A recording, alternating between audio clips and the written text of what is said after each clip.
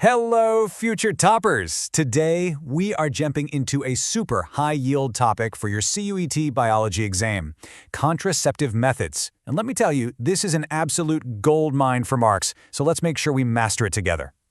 So let's kick things off with the question that CUET just loves to ask. How in the world can one tiny little device placed inside the uterus stop pregnancy for years?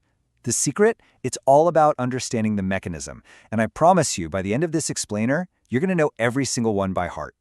And I'm not kidding when I say this topic is a gold mine.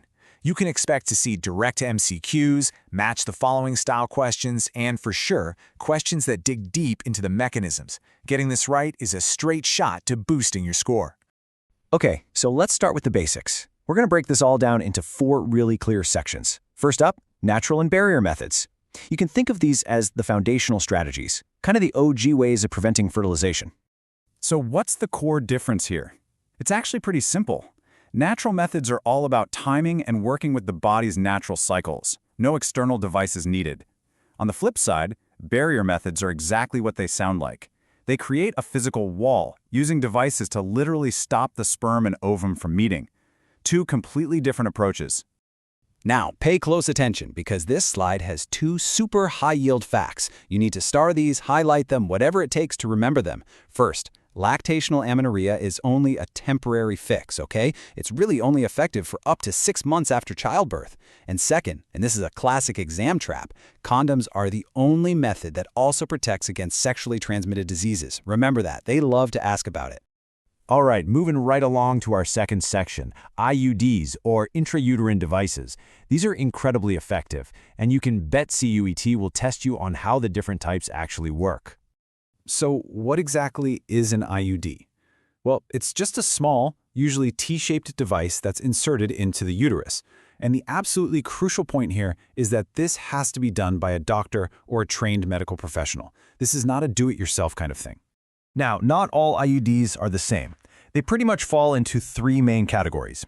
You've got the non-medicated ones, like the lips loop. Then you have the absolute stars of the show, the copper-releasing IUDs. Copper T is the famous one. And finally, you've got the hormone-releasing IUDs, like LNG20.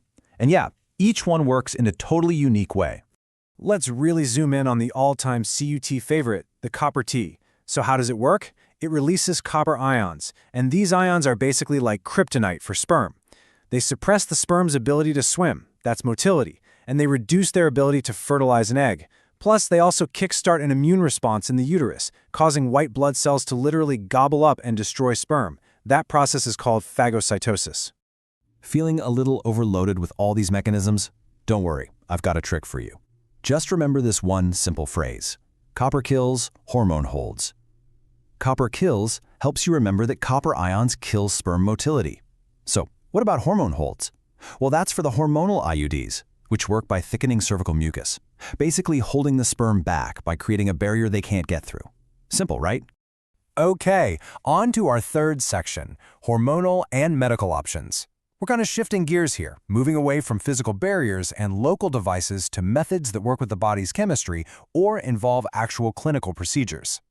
Oral contraceptive pills are so effective because they have this awesome 3-pronged attack. First, and this is the main one, they inhibit ovulation, so no egg gets released in the first place. Second, just like those hormonal IUDs, they thicken the cervical mucus to block sperm. And third, as a final backup plan, they alter the lining of the uterus to stop a fertilized egg from implanting.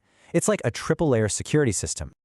All right, now for a very important topic, medical termination of pregnancy, or MTP. The definition is quite straightforward. It's the intentional or voluntary termination of a pregnancy before it reaches full term. And it's a medical procedure with very strict legal and safety rules around it.